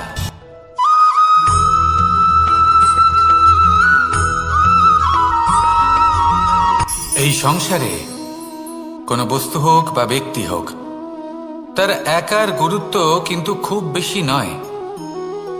একটা উদাহরণ হিসেবে বৃষ্টির ফোঁটাকে ভেবে দেখুন। যদি একটি বৃষ্টির ফোঁটা হয় তাহলে তার খুব বেশি গুরুত্ব থাকে না, কিন্তু যখন সহস্র বৃষ্টির ফোঁটা মেঘের মধ্যে দিয়ে ঝরে পড়ে, তখন সেটা বর্ষার রূপ ধারণ করে। সেই বর্ষা যা এই প্রকৃতিকে শান্ত করে। সেইভাবেই পাথরের ছোট টুকরো, তার খুব বেশি গুরুত্ব থাকে না, কিন্তু যখন অসংখ্য পাথরের টুকরো একত্রিত হয় তখন তা পর্বতের আকার ধারণ করে। সেইভাবেই কিছু মানুষ যখন একত্রিত হন তখন তৈরি হয় পরিবার, কিছু পরিবার যখন একত্রিত হয় তখন তৈরি হয় সমাজ, যখন অনেক সংখ্যক সমাজ একত্রিত হয় তখন তৈরি হয় রাজ্য। এবার এই রাজ্যের সবথেকে গুরুত্বপূর্ণ ব্যক্তি হতে পারেন রাজা, কিন্তু তাও সেই রাজা একা কিছু করতে পারেন না।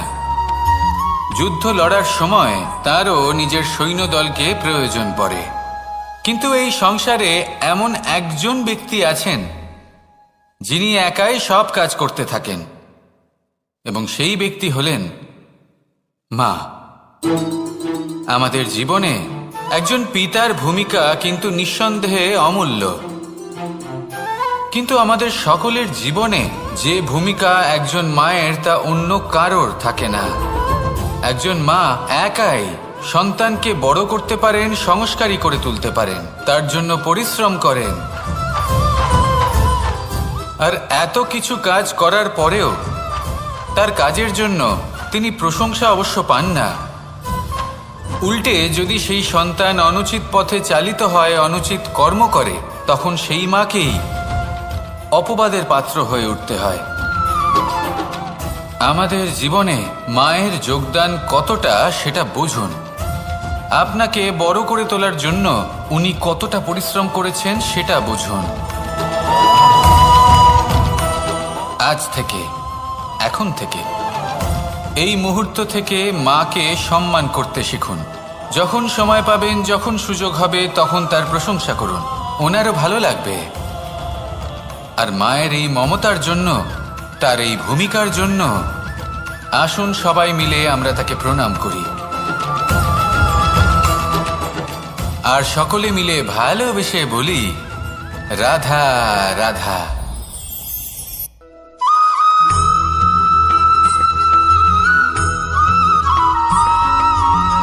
এই সংসারের সবথেকে গুরুত্বপূর্ণ তত্ত্ব কোনটা? প্রথম হলো সময়। জন্ম থেকে মৃত্যু পর্যন্ত এই যে সময়, এটাই তো হলো জীবন। দ্বিতীয় হলো জীবন, যাতে আমরা সময়ের সদ্ব্যবহার করি, শ্রেষ্ঠ থেকে শ্রেষ্ঠতর কাজ করার চেষ্টা করি। বহু বছরের এই পরম্পরা, এই সংস্কৃতিকে এগিয়ে নিয়ে যাওয়ার চেষ্টা করি। এই সংসারে আমরা অংশগ্রহণ করতে চেষ্টা করি, তৃতীয় হলো ধন।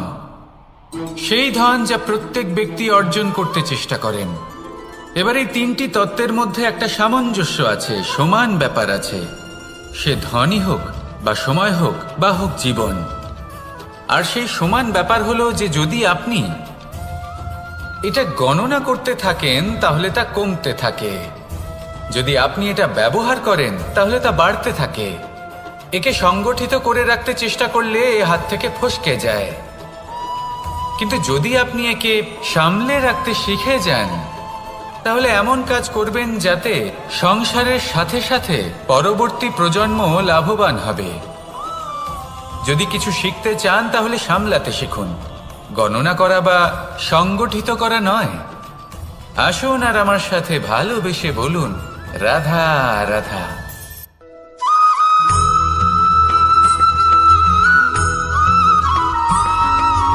কথায় আছে, প্রত্যেক পুত্র তার পিতার প্রতিচ্ছবি হয়, আর সমস্ত প্রতিচ্ছবি চায় যেন সে তার অস্তিত্ব প্রাপ্ত করতে পারে। পুত্র চায় সে যেন তার পিতার মতো হয় বা কখনো কখনো তার থেকেও শ্রেষ্ঠ হয়। সেটা কোনো অনুচিত ব্যাপার নয়। অনুচিত তখন হয় যখন পুত্র নিজের পিতার মতো হবার স্বপ্ন পূরণ করতে গিয়ে বা তার থেকেও শ্রেষ্ঠ হওয়ার স্বপ্ন পূরণে অনুচিত পথের আশ্রয় নেয়। কারণ তারপরে সে তার পিতার গুণগুলি আত্মসাৎ করতে চায় না। সে শুধুই এটা চায় যে সংসারের চোখে যেন আমি শ্রেষ্ঠ প্রমাণিত হই। এটা অনুচিত। সংসারে এমন অনেক মানুষ আছেন যারা এই কারণে শ্রেষ্ঠ হবার চেষ্টা করেন যাতে তার পরিবারের তার পিতার সম্মান বৃদ্ধি পায়। এমনও মানুষ থাকেন, আর এটাই হলো পার্থক্য উদ্দেশ্যের। মনে রাখবেন, যদি আপনার উদ্দেশ্য শুভ হয় তাহলে পথও শুভ হবে, যদি আপনার উদ্দেশ্য অশুভ হয় তাহলে পথও অশুভ হবে। তাহলে নিজের পিতার মতো হবার চেষ্টা অবশ্যই করুন, তার থেকেও শ্রেষ্ঠ হওয়ার চেষ্টা অবশ্যই করুন, কিন্তু মনে রাখবেন আপনার সংকল্প আর আপনার উদ্দেশ্য এই দুই শুভ হওয়া উচিত। তাহলে আসুন আর আমার সাথে ভালোবেসে বলুন, রাধা রাধা।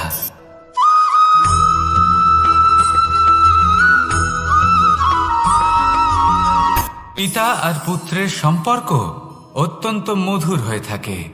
পিতা স্বপ্ন দেখেন, তাকে পূর্ণ করার সকল সম্ভাব্য চেষ্টা করেন, কিন্তু তাও অনেক সময় ওনার স্বপ্ন অপূর্ণ থেকে যায়। তখন পিতা ভাবেন যে স্বপ্ন উনি পূর্ণ করতে পারেননি ওনার সন্তান তা অবশ্যই পূরণ করবে। যে স্থানে উনি কখনো পৌঁছতে পারেননি সেই স্থানে ওনার পুত্র অবশ্যই পৌঁছবে। পিতা নিজের সন্তানের ভবিষ্যৎ নিয়ে সেই স্বপ্ন দেখেন, আর যখন সেই সন্তান সামনে এগোতে থাকে তখন তার দুঃখ হয় না, বরং গর্ব হয়। ওনার ভালো লাগে এটা দেখে যে ওনার সন্তান অনেক উন্নতি করছে।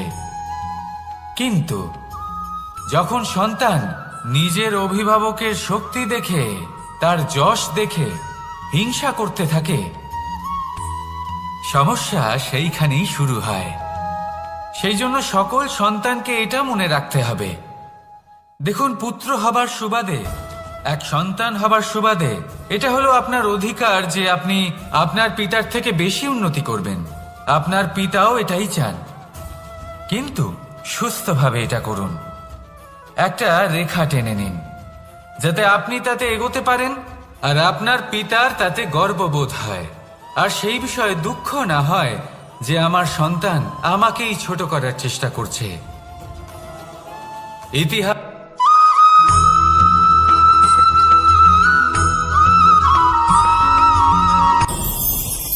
ভয়ের সাথে আমরা সবাই পরিচিত, কষ্টও আমরা সবাই পেয়েছি। কখনো কখনো আমরা অসুস্থ হয়ে পড়ি, আর এমন সময় হলে মাতার মমতা, কখনো বাবার স্নেহ, কখনো বন্ধুদের পাশে থাকার অনুভূতি আমাদের রোগ নিরাময়ে সাহায্য করে। কখনো যদি আমরা নিরাশ হয়ে পড়ি, তখন যদি আমাদের কোনো আপনজন আমাদের দুটো ভালো কথা বলে, তখন আমাদের মনোবল বেড়ে যায়। ঠিক তেমন সংসারের এই রঙ্গমঞ্চে যদি আপনি পীড়িত অনুভব করেন, কিছু শুভ কথা আলোচনা করুন। কিছু স্তুতি গান করুন। কিছু মুহূর্তের জন্য হলেও নিজের ইষ্টদেবের কথা স্মরণ করুন আর প্রার্থনা করুন। সাহস বাড়বে, শক্তিও বৃদ্ধি পাবে এবং সামনে এগিয়ে চলার পথও দেখতে পাবেন। তখন এই মন প্রসন্ন হয়ে বলবে, রাধা রাধা।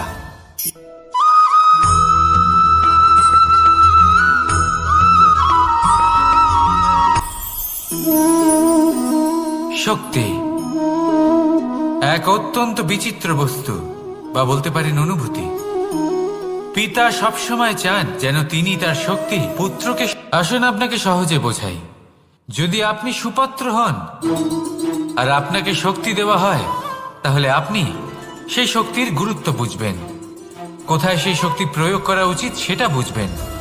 আর এটা যেহেতু অর্জন করা শক্তি হবে, সেই শক্তির অপব্যবহার হবে না। কিন্তু যদি এই আপনি কুপাত্র হন আর যদি আপনাকে এই শক্তি দেওয়া হয়, তাহলে কি হবে? দেখতে গেলে এই শক্তি আপনি দান হিসেবে পেয়েছেন, তাই না আপনি এই শক্তির গুরুত্ব বুঝবেন আর না এর প্রয়োগ আপনি জানবেন। তার অপব্যবহার হওয়া সুনিশ্চিত। তাই যদি আপনি কোনো শক্তি অর্জন করতে চান, তাহলে আগে তার যোগ্য হয়ে উঠুন। পুত্র নয়, পাত্র হয়ে উঠুন। আর আমার সাথে ভালোবেসে বলুন, রাধা রাধা।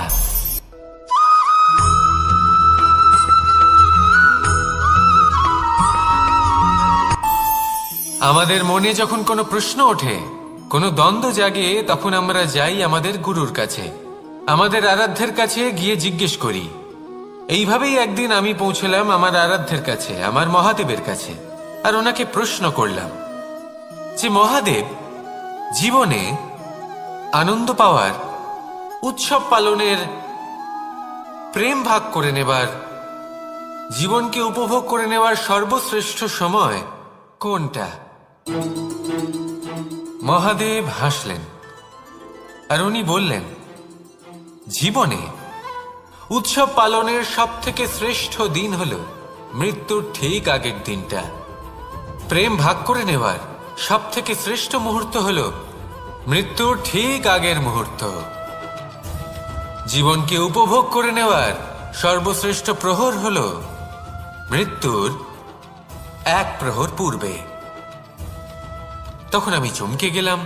আমি বললাম, কিন্তু মহাদেব, মৃত্যু তো অনিশ্চিত, আমরা জানিও না কবে আমাদের মৃত্যু হবে। মহাদেব আবার হাসলেন।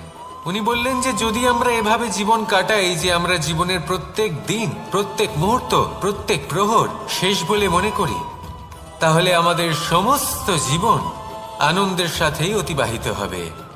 কি বলেন?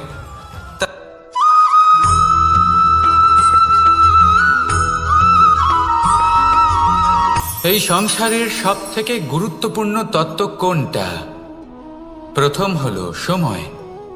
জন্ম থেকে মৃত্যু পর্যন্ত এই যে সময়, এটাই তো হলো জীবন। দ্বিতীয় হলো জীবন, যাতে আমরা সময়ের সদ্ব্যবহার করি, শ্রেষ্ঠ থেকে শ্রেষ্ঠতর কাজ করার চেষ্টা করি। বহু বছরের এই পরম্পরা, এই সংস্কৃতিকে এগিয়ে নিয়ে যাওয়ার চেষ্টা করি। এই সংসারে আমরা অংশগ্রহণ করতে চেষ্টা করি। তৃতীয় হলো ধন, সেই ধন যা প্রত্যেক ব্যক্তি অর্জন করতে চেষ্টা করেন। এবার এই তিনটি তত্ত্বের মধ্যে একটা সামঞ্জস্য আছে, সমান ব্যাপার আছে। সে ধনই হোক বা সময় হোক বা হোক জীবন। আর সেই সমান ব্যাপার হলো যে যদি আপনি এটা গণনা করতে থাকেন, তাহলে তা কমতে থাকে। যদি আপনি এটা ব্যবহার করেন, তাহলে তা বাড়তে থাকে। একে সংগঠিত করে রাখতে চেষ্টা করলে এ হাত থেকে ফসকে যায়। কিন্তু যদি আপনি একে সামলে রাখতে শিখে যান, তাহলে এমন কাজ করবেন যাতে সংসারের সাথে সাথে পরবর্তী প্রজন্ম লাভবান হবে। যদি কিছু শিখতে চান, তাহলে সামলাতে শিখুন, গণনা করা বা সংগঠিত করা নয়। আসুন আর আমার সাথে ভালোবেসে বলুন, রাধা।